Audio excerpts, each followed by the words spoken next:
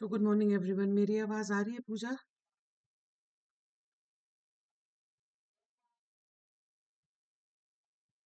Okay.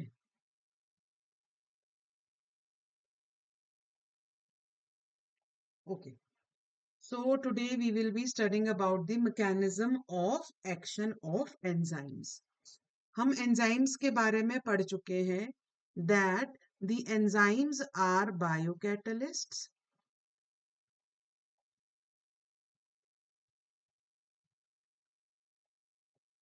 that catalyzes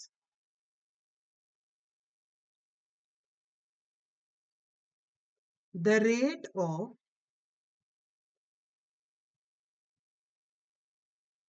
biochemical reaction without undergoing a change in itself. तो general जो enzymatic reaction है, it goes like enzyme plus substrate, ये आपका बना देता है एंजाइम सबस्ट्रेट कॉम्प्लेक्स। फिर एंजाइम आपका फ्री हो जाता है एंड सबस्ट्रेट आपका जो कन्वर्ट हो जाता है प्रोडक्ट में। अब हम सबस्ट्रेट को सबस्ट्रेट नहीं बोलेंगे क्योंकि आपका जो सबस्ट्रेट है, ये सबस्ट्रेट आपका प्रोडक्ट बन चुका है। ठीक है, so this is the general enzymatic reaction. अब हमने एंजाइम की क्लासिफिकेशन पढ़ी, हमने ये पढ़ा that all the enzymes they are substrate specific. So अगर आप ये वाला स्टेप यहां पर देखें that there is an enzyme, एक एंजाइम है, इसके साथ एक सबस्ट्रेट है ना जी। तो ये जो सबस्ट्रेट है, इसने बनाना है enzyme substrate complex. Enzyme substrate complex.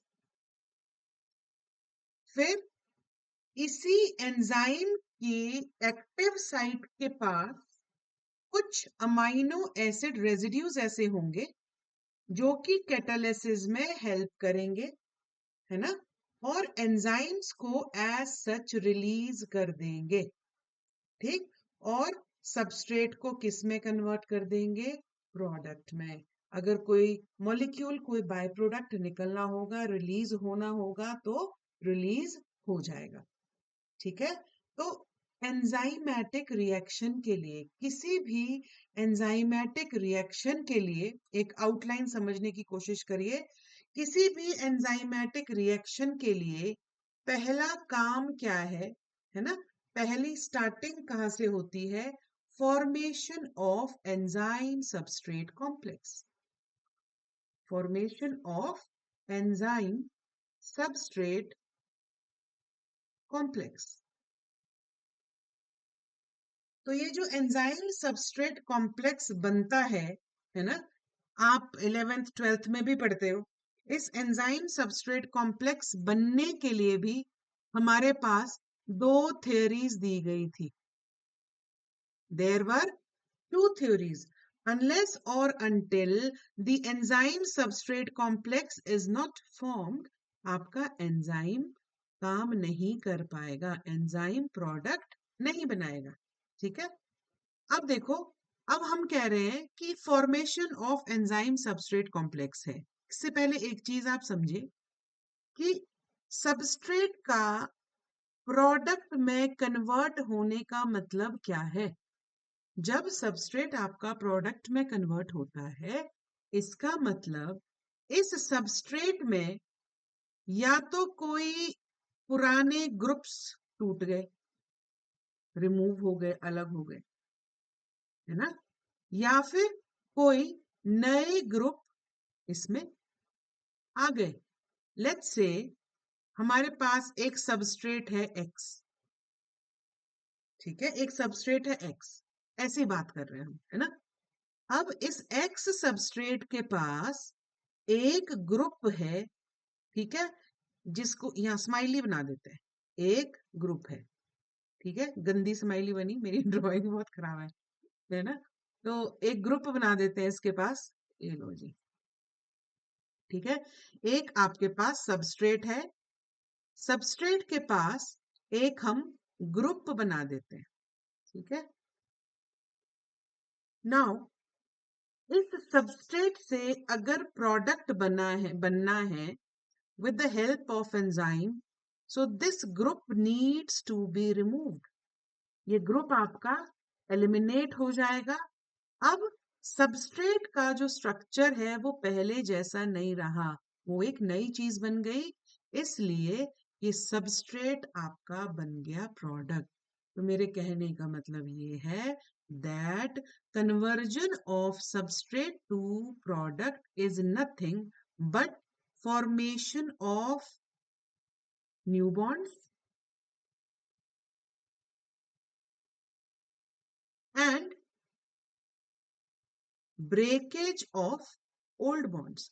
पुराने बॉन्ड्स टूट जाते हैं, नए बॉन्ड्स बन जाते हैं, साथ में जो पुराने ग्रुप्स हैं वो रिमूव हो गए और जो नए ग्रुप हैं वो ऐड हो गए, जुड़ गए। अब लेट्स से यहाँ पर एक और ग्रुप आ गया स्टार, है ना, स्टार की एंट्री हो गई। अब इस सबस्ट्रेट के साथ स्टार जुड़ गया, तो सबस्ट्रेट का स्ट्रक्चर पहले जैसा तो नहीं रहा, इसलिए हमने इसको बोल दिया प्रोडक्ट।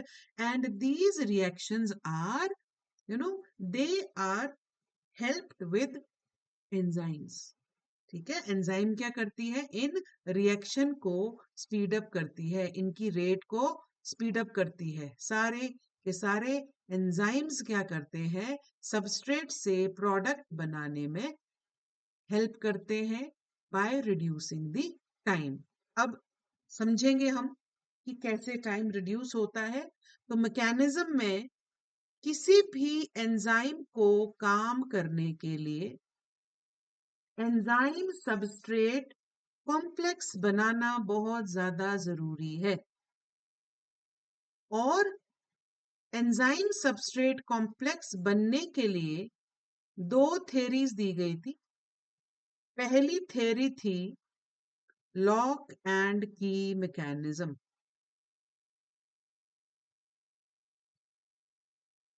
ठीक है। ये किसने दी थी, एक एमिल फिशर था, Fischer, Emil Fischer. He proposed the lock and key theory. And इस मॉडल के हिसाब से द कन्फर्मेशन ऑफ, हम काम की ही बात करेंगे, है ना, the confirmation of active site, ये क्या थी, रिजिड थी। जैसे लॉक एंड की मैकेनिज्म दिया इसने, तो इसका जो आउटकम था, है ना, इसका जो आउटकम था वो आउटकम क्या निकाला कि भाई जो एक्टिव साइट है वो रिजिड होती है, ठीक है। और इसने ये कहा कि ये रिजिड भी है और इसका जो टेम्पलेट है वो प्री शेप्ड है, पहले से जैसी इसकी शेप बन गई उसी तरीके का सबस्ट्रेट इसमें आएगा और एंजाइम सबस्ट्रेट कॉम्प्लेक्स बना देगा। उसी तरीके का सबस्ट्रेट आएगा और एंजाइम सबस्ट्रेट कॉम्प्लेक्स बना देगा, ठीक है जी। लेकिन ये मॉडल पूरी तरह से फेल हो गया, ठीक। ये मॉडल पूरी तरह से फेल इसलिए हो गया क्योंकि हम ये जानते हैं, हम ये जानते हैं कि प्रोटीन का structure, all enzymes are protein, all enzymes are protein, ठीक है। अब protein are made up of amino acids, ठीक है। Proteins are made up of amino acids. अब जो प्रोटीन का स्ट्रक्चर है, ठीक है, वो प्रोटीन का स्ट्रक्चर पेप्टाइड बॉन्ड से जुड़ा हुआ होता है, ये आप जानते हैं, है ना, ठीक है। तो ये जो पेप्टाइड बॉन्ड है ये एक पर्टिकुलर डायरेक्शन में रोटेट कर सकता है ना। ये एक पर्टिकुलर डायरेक्शन में पेप्टाइड बॉन्ड रोटेट कर सकता है। और ये कॉन्सेप्ट किसने दिया था? रामाचंद्रन ने। एक प्लॉट बनाया था, इसको हम कहते हैं रामाचंद्रन प्लॉट। ओके। और ये कब बनाया था? इन 1963। इट वाज प्रपोज्ड इन 1963। लेकिन फिशर ने 1963 से पहले थियरी दी और उन्होंने कहा that the active site is not flexible, it is rigid, क्योंकि उनको पता ही नहीं था। इन बिटवीन क्या हुआ? 1963 में रामाचंद्रन एक साइंटिस्ट थे, उन्होंने एक रामाचंद्रन प्लॉट दिया। सी रामाचंद्रन नाम है इनका, sorry G, C Ramakrishnan and G N Ramachandran. इन्होंने कहा कि जो पेप्टाइड बॉन्ड है, ठीक है, आप इतना खाली समझ लो, that the peptide bond has a partial double bond character. Double bond character, अगर आपको ये पॉइंट क्लियर करना है तो आप रामचंद्रन प्लॉट पढ़ सकते हो। डबल बॉन्ड कैरेक्टर, और इसके कुछ अलाउड और डिसअलाउड रीजंस होंगे, है ना। अलाउड और डिसअलाउड रीजंस होंगे। कुछ हद तक जो पेप्टाइड बॉन्ड है वो रोटेट कर सकता है।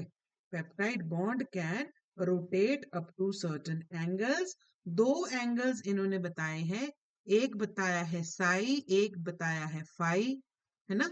अब यहाँ पर टॉपिक से हट जाएंगे हम अगर रामचंद्रन प्लॉट समझने लगेंगे, पर आप ये समझिए इसका आउटकम कि पेप्टाइड बॉन्ड अपनी कॉन्फर्मेशन चेंज कर सकता है ना, अपनी कॉन्फर्मेशन चेंज कर सकता है। अब इन बिटवीन ये भी पता लगा कि पेप्टाइड बॉन्ड अपनी कॉन्फर्मेशन चेंज कर सकता है, ठीक है। और साथ ही साथ उस वक्त एंजाइमेटिक स्टडीज हो रही थी, एंजाइम्स पे स्टडीज हो रही थी, इसके स्ट्रक्चर्स देखे जा रहे थे, है ना। इसके जब स्ट्रक्चर्स देखे जा रहे थे, उसके स्ट्रक्चर में ऐसे भी स्ट्रक्चर्स मिले कि जब एंजाइम सबस्ट्रेट कॉम्प्लेक्स बना तो एंजाइम ने सबस्ट्रेट को कैप्चर करने की कोशिश की मोर टाइटली, जैसे हम अपने हाथ से किसी बॉल को पकड़ते हैं, किसी ऑब्जेक्ट को पकड़ते हैं, है ना। तो इसीलिए आपका जो ये पहले वाला स्ट्रक्चर था, है ना, पहले वाला मॉडल था लॉकहेड की मैकेनिज्म, वो फेल हो गया, है ना। क्यों? क्योंकि active site is not rigid. It was discovered that active site is not rigid। ठीक है, ये तो बाद में इनको मिली कंफर्मेशन रामाचंद्रन प्लॉट से। और कोशलैंड ने, अब दूसरा मैकेनिज्म आया, कोशलैंड का मैकेनिज्म। कोशलैंड ने क्या कहा कि एक रियलिस्टिक मॉडल दिया उन्होंने, है ना, उन्होंने एक रियलिस्टिक मॉडल दिया। और मॉडल उन्होंने पहले दे दिया था बिकॉज जब हम स्टडीज करते थे, स्पेक्ट्रोस्कोपिक स्टडीज करते थे, तो स्ट्रक्चर का पता चल जाता था। तो उन्होंने 1958 के आसपास दिया वो मॉडल। और 1958 के बाद जब रामाचंद्रन प्लॉट आया तो और ज्यादा इनका जो मॉडल है वो वैलिडेट हुआ, ठीक है। What was doing? He was doing the X-ray diffraction studies. X-ray diffraction studies, इन्होंने एक्सरे डिफ्रैक्शन स्टडीज की और उन स्टडीज के हिसाब से इन्होंने बताया that active site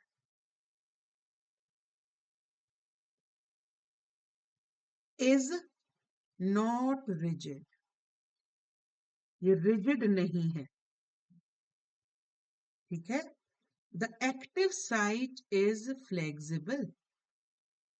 he gave the example of hands and rubber gloves. जैसे हम जो डिस्पोजेबल ग्लव्स होते हैं वो 3 साइज में आते हैं, स्मॉल, लार्ज, मीडियम। फिर जब हम उनको पहनते हैं, let's say the spaces between our fingers is the active site, sorry, is the substrate, the cleft for the substrate, and the fingers in the gloves, they are the active site.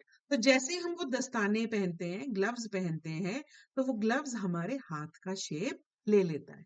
तो इन्होंने कहा that इस mechanism को नाम दिया induced fit mechanism. Induced fit mechanism.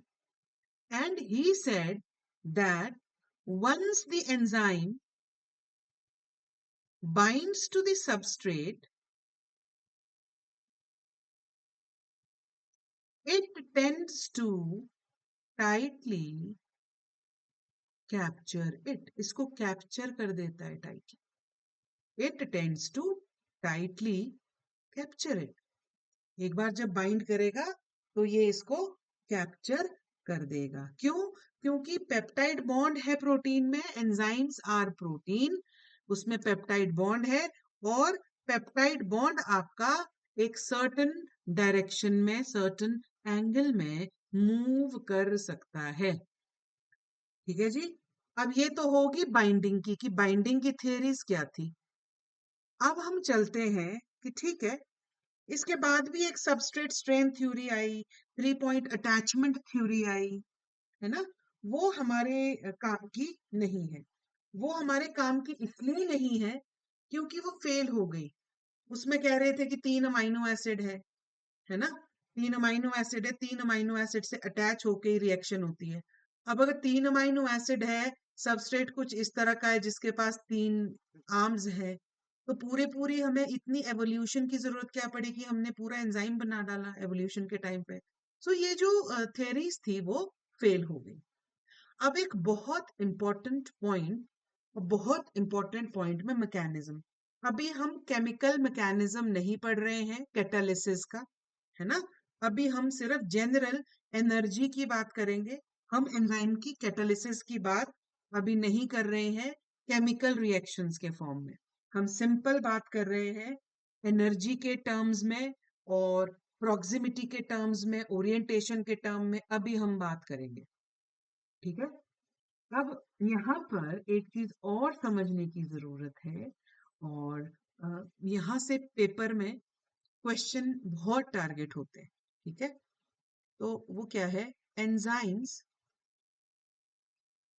Work by lowering of activation energy. अब सबसे पहले तो हमें ये समझना है कि एक्टिवेशन एनर्जी है क्या। First of all, we will understand that what is the activation energy. तो जब हम एक्टिवेशन एनर्जी को डिफाइन करते हैं, तो activation energy is the minimum amount of energy, it is the minimum amount of energy required by the reactants to undergo the chemical reaction, to undergo the chemical reaction. Now understand, let's see कि हम कह रहे हैं कि activation energy low हो जाती है, और एक्टिवेशन एनर्जी क्या है, the minimum amount of energy required by the reactants to undergo the chemical reaction. अब आप इमेजिन करो कि एक सेल है, ठीक है, इसके अंदर ग्लाइकोलाइसिस की रिएक्शंस होनी है, साइटोप्लाज्म है, और ये साइटोप्लाज्म भी घूम रहा है ना। साइटोप्लाज्म में हमेशा साइक्लोसिस चलती रहती है। ठीक है।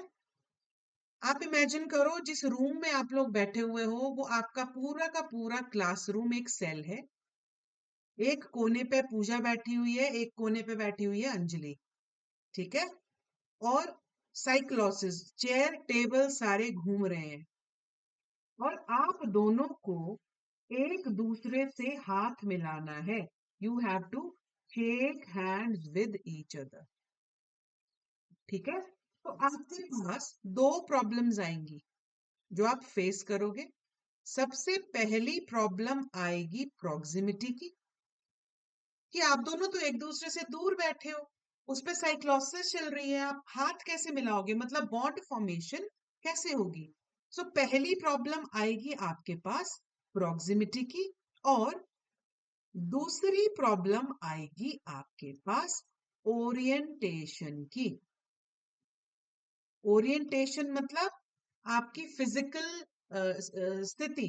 जो अगर आपने हाथ मिलाना है, अगर पूजा ने अंजलि से हाथ मिलाना है, तो घूमते घूमते अगर वो एक दूसरे के पास आ भी जाएं, है ना, और वो लोकेशन ऐसी हो कि आप एक दूसरे की पीठ के पीछे खड़े हो, एक आगे खड़े हो एक पीछे खड़े हो, तो शेक हैंड नहीं होगा, है ना, बॉन्ड नहीं बनेगा, हाथ नहीं मिला पाएंगे। So there are two problems, one is of proximity, another problem is of orientation. और एंजाइम की एक्टिव साइट ने इस पूरी की पूरी प्रॉब्लम को एड्रेस कर दिया। जब एंजाइम की एक्टिव साइट में सबस्ट्रेट आता है, एक सबस्ट्रेट आता है या एक से ज्यादा सबस्ट्रेट आते हैं, तो दोनों प्रॉब्लम वो नजदीक भी आ जाते हैं, प्रॉक्सिमिटी भी आ जाती है और ओरिएंटेशन भी आ जाती है। ठीक है, दो चीजें हो गई। ये प्रॉब्लम एंजाइम ने सॉल्व कर दी, प्रॉक्सिमिटी की भी, ओरिएंटेशन की भी। ठीक है। अब एक और प्रॉब्लम है। जब इनकी प्रॉक्सिमिटी और ओरिएंटेशन की प्रॉब्लम सॉल्व हो गई, तो जो एनर्जी इनको लगती एक दूसरे के पास आने में, जो एनर्जी इनको एक दूसरे के पास आने में लगती, आप इमेजिन करो आपका कमरा भी घूम रहा है, आप दोनों एक दूसरे के पास भी आना चाहते हो, शेक हैंड भी करना चाहते हो, लेकिन एक ऐसा सिस्टम आया जिसने आप दोनों को एक दूसरे के पास खड़ा लाके कर दिया still, and now you can shake hand. That means जो एनर्जी आपको लगती दौड़ने में, भागने में, अपनी पोजिशंस को अरेंज करने में, वो एनर्जी क्या हो गई, कम हो गई। वो एंजाइम ने आपकी एनर्जी क्या कर दी, कम कर दी। Less energy less time. जब एनर्जी कम लगेगी किसी को किसी काम को करने के लिए, तो टाइम भी रिड्यूस होगा। इसीलिए हम कहते हैं that enzymes speed up the biochemical reaction. क्यों? क्योंकि जो एनर्जी सबस्ट्रेट्स को, एक सबस्ट्रेट इधर है एक सबस्ट्रेट इधर है, इनको जो रिएक्शन करने के लिए आपस में एनर्जी लगती, अगर हम बाय सबस्ट्रेट रिएक्शंस की बात करते हैं, तो एंजाइम ने वो प्रॉब्लम आपकी सॉल्व कर दी। कौन कौन सी प्रॉब्लम? प्रॉक्सिमिटी की और ओरिएंटेशन की प्रॉब्लम सॉल्व कर दी। अब जब एनर्जी लो हो गई, एक्टिवेशन एनर्जी, ये तो मिनिमम चाहिए थी। सबस्ट्रेट्स को अगर प्रोडक्ट बनाना है तो मिनिमम एक्टिवेशन एनर्जी उनको चाहिए थी, वो एक्टिवेशन एनर्जी लो हो गई। Hence we say that enzyme works. ये बहुत इंपॉर्टेंट पॉइंट है।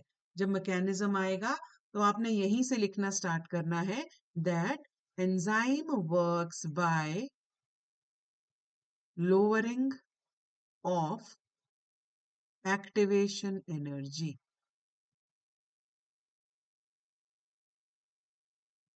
ठीक है। प्रॉक्सिमिटी और ओरिएंटेशन दो चीजें मैंने आपको बताई। ठीक। अब इसको हम ग्राफ के फॉर्म में समझते हैं। ठीक है।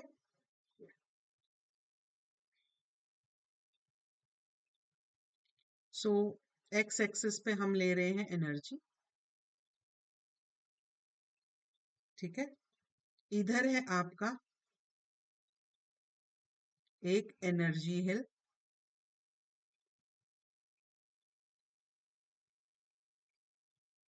ठीक है। सो इफ द सबस्ट्रेट, आप ऐसा समझो कि एक सबस्ट्रेट है, उसकी किस्मत में क्या है कि उसको प्रोडक्ट बनना ही बनना है, उसको प्रोडक्ट। एक सबस्ट्रेट है, उसकी किस्मत है कि उसका प्रोडक्ट बनना ही बनना है ना। तो जब वो सबस्ट्रेट प्रोडक्ट में बनेगा, कन्वर्ट होगा, एक सेकेंड, तो उसको एक मिनिमम अमाउंट ऑफ एनर्जी चाहिए, है ना। उसको मिनिमम अमाउंट ऑफ एनर्जी चाहिए, जो हम कह रहे हैं ये इतनी एनर्जी है ना। उसको इतनी एनर्जी चाहिए, और इस एनर्जी को हमने कह दिया ये है पूरी, एक सेकंड, ये इतनी एनर्जी है, ठीक है। इतनी एनर्जी है, तो इसको हम कह रहे हैं that this is the activation energy, है ना। और एक्टिवेशन एनर्जी ये तब है जब हमारे पास एंजाइम नहीं, जब हमारे पास एंजाइम नहीं है, ठीक है। फिर हम इसी सिस्टम में एंजाइम्स इंट्रोड्यूस करते हैं, इसी सिस्टम में हम एंजाइम्स इंट्रोड्यूस करते हैं, और जब हमने एंजाइम्स इंट्रोड्यूस एक बार कर दिए, आपकी जो एनर्जी हिल है वो लो हो गई, ठीक है। उस एंजाइम ने क्या किया, इस एक्टिवेशन एनर्जी को लो कर दिया, ठीक है। जब एक्टिवेशन एनर्जी को लो कर दिया, तो एक्टिवेशन एनर्जी आपकी ये है, देखो पूरा एनर्जी हिल उसको इतना देना था, अदरवाइज आपकी इतनी सी एक्टिवेशन एनर्जी में ही काम चल पड़ा, ठीक है। So this is the activation energy,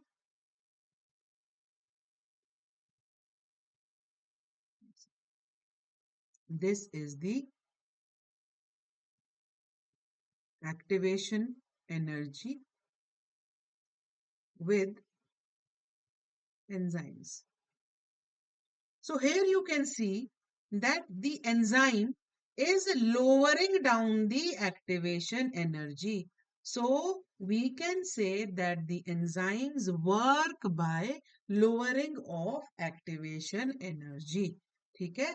कई बुक्स में यहाँ पर ऐसा भी दिया रहता है, ये दो दिया है इस तरीके का। दो क्यों दिया है?